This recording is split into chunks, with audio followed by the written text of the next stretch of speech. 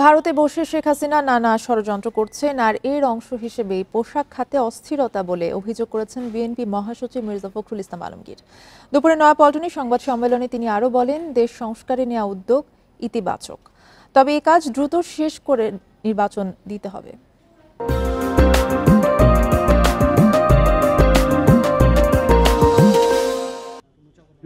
15 September আন্তর্জাতিক গণতন্ত্র দিবস উপলক্ষে শনিবার শহীদ মিনারে স্মরণসভা আর রোববার নয়াপল্টনে সমাবেশ করবে বিএনপি।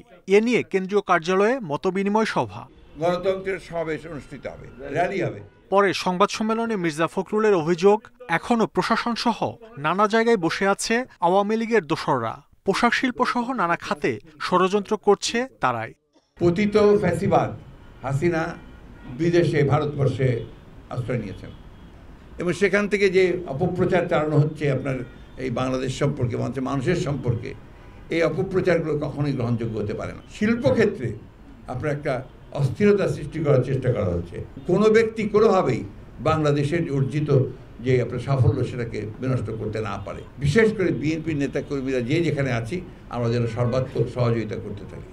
জাতির উদ্দেশ্যে দেয়া অন্তর্বর্তী সরকার প্রধানের ভাষণ প্রসঙ্গে বিএনপি মহাসচিব বলেন, দেশ সংস্কারে যেসব উদ্যোগ নেওয়া হয়েছে তা ইতিবাচক। এ কাজ শেষ করে দ্রুত নির্বাচন দেয়া হবে বলেও প্রত্যাশা তার। তার যে একটা ভিশন এই ইন্টারিম সরকারের, সেই ভিশনটার কথা মোটামুটি যাবে মোটা দাগে তিনি তুলে ধরেছেন।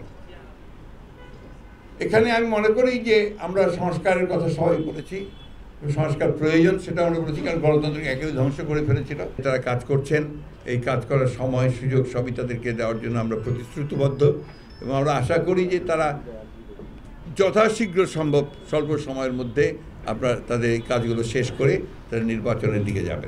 ছাত্র জনতার গণ অভ্যুত্থানে প্রাথমিক বিজয় অর্জিত হলেও জনগণের জয় সুষ্ঠু নির্বাচনের মাধ্যমে আসবে বলেও জানান মির্জা ফখরুল।